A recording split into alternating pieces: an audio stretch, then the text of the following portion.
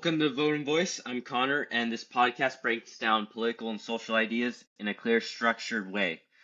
So, in episode 1, we talked about conservatism,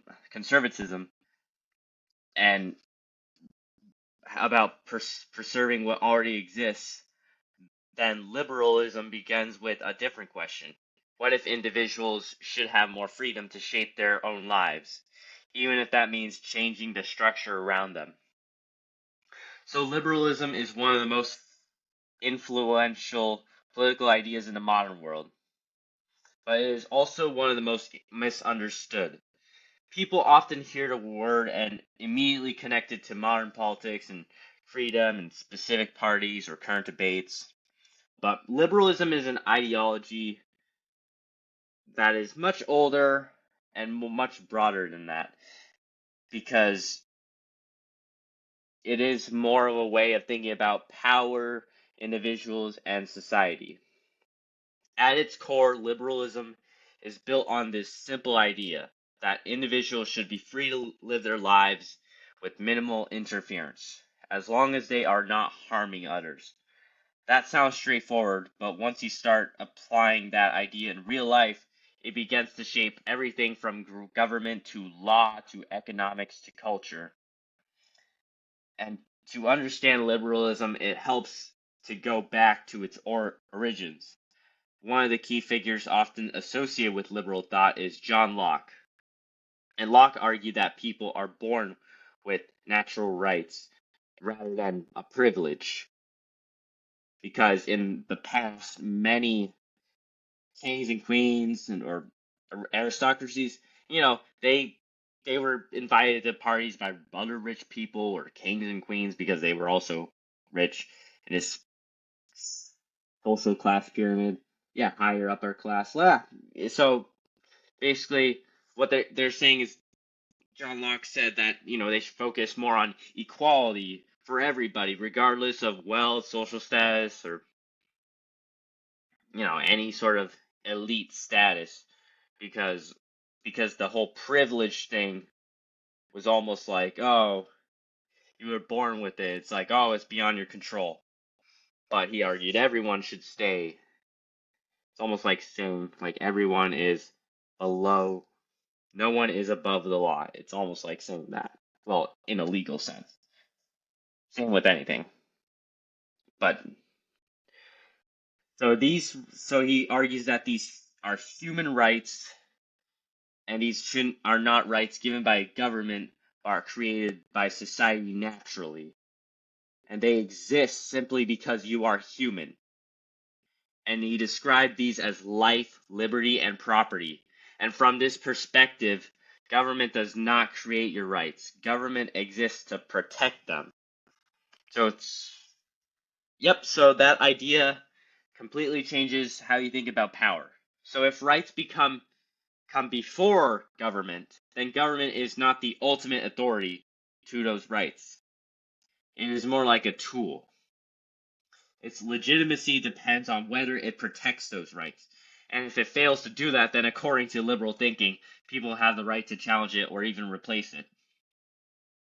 Since the liberals support freedom of speech, after all, if things don't go as well.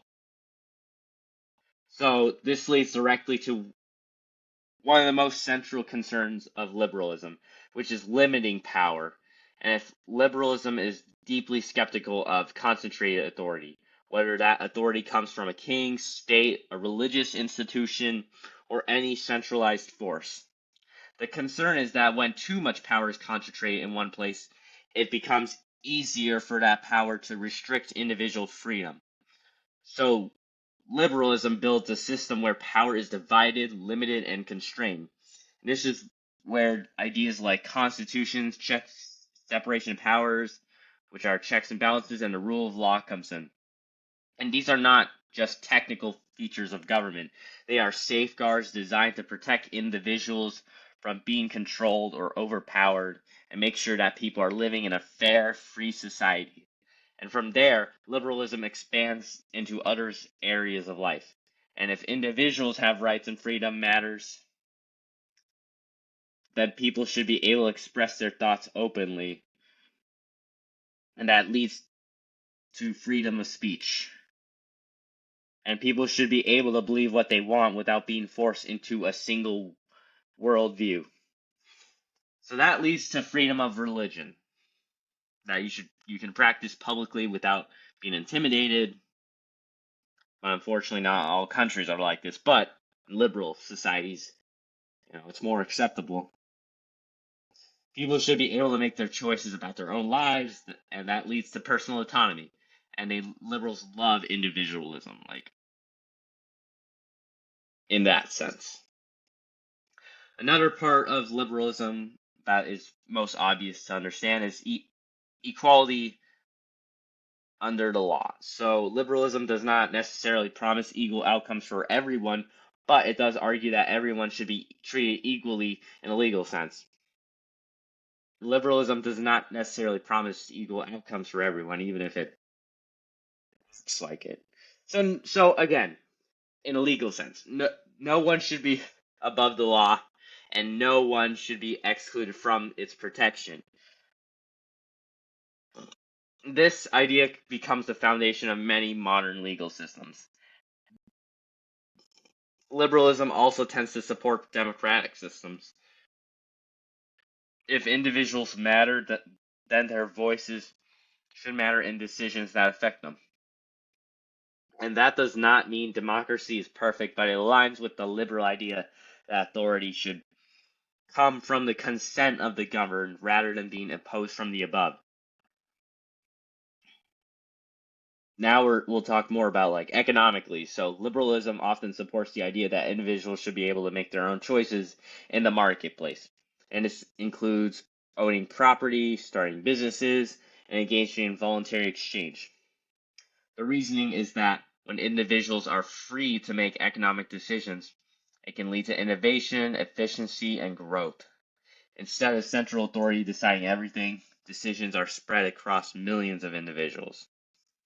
But liberalism is not about removing control, but it also has to deal with the key question: how much freedom is too much? Because even within liberal thought, there is tension about the role of government in society. Some believe government should be very limited, stepping in only to protect basic rights. Others believe that government should play a larger role in ensuring fair opportunities, addressing things like wealth and income inequality, and providing certain protections. And this is where liberalism starts to evolve in different directions depending on the country and the time period. In some places, liberalism focuses more on economic freedom and limited government. In others, it focuses more on social equality and access to resources for everyone. But even as it changes, the core idea usually stays the same. The individual matters and their freedoms should be protected. So now let's talk about pro and anti-liberalism. So pro-liberals, the strongest argument in favor of liberalism is that it creates space for people to think, act, and live independently. It allows individuals to pursue their own goals instead of being forced into a single path. It encourages innovation because people are free to experiment with new ideas. So this promotes tolerance, because if everyone has the right to their own beliefs, then society becomes more open to differences. At the same time, liberalism is not without criticism. So anti-liberals, one of the main criticisms is that focusing too much on the visual can weaken social cohesion. So corporate greed, things like that, or more concentrated media. If everyone is primarily focused on their own decisions, choices, and freedoms, then shared values and common identity can become weaker. And some critics argue that this can lead to isolation, fragmentation, and loss of community. Another criticism is that liberalism can create inequality in some ways. Even if everyone starts with equal rights, the outcomes may not be so equal. Some people may succeed more than others, which can lead to economic gaps and unequal access to opportunities. And critics argue that without enough structure or intervention, these gaps can grow over time. And there is also the concern that liberalism may underestimate the importance of tradition, culture, and long-lasting institutions. While liberalism focuses on changing individual choice, critics argue that not everything should be constantly reshaped. And some structures exist for that reason, and removing them too quickly can create instability. So the tension within liberalism becomes clear. It is trying to maximize freedom while still maintaining a functioning society. It is trying to empower individuals without completely dissolving the structures that hold people together. And if you think back to the earlier comparison, where conservatism is focused on preserving the house, liberalism is more focused on giving individuals the ability to redesign their own space within it. It is less concerned with keeping everything exactly the same and more concerned with making sure people are not restricted unnecessarily. What this means is that liberalism tries to make sure that things work in existing systems. So when it comes to the strength, it really depends. Strength and commitment. That does not mean liberals don't ignore stability entirely, but it places a higher priority on freedom. It assumes that individuals, when given the ability to choose, can shape society in many ways that are dynamic and adaptive. To summarize all of this, liberalism is built on the belief that individuals have rights that should be protected, that power should be limited, and that freedom should be expanded as much as possible without causing harm to others. Its strength is in its ability to create open, flexible, and innovative societies. Its weaknesses, according to critics, is that too much focus on the individual can weaken shared structures and create new forms of inequality. So that is the political philosophy of liberalism. And in the next episode, we can start moving into ideologies that challenge both conservatism and liberalism in different ways. And we'll talk about socialism. And that will focus a lot more on the role of the state, the economy side, and legal side of socialism next episode. Thank you very much. I'm Vote of Voice, and I will see you next week. Thank you.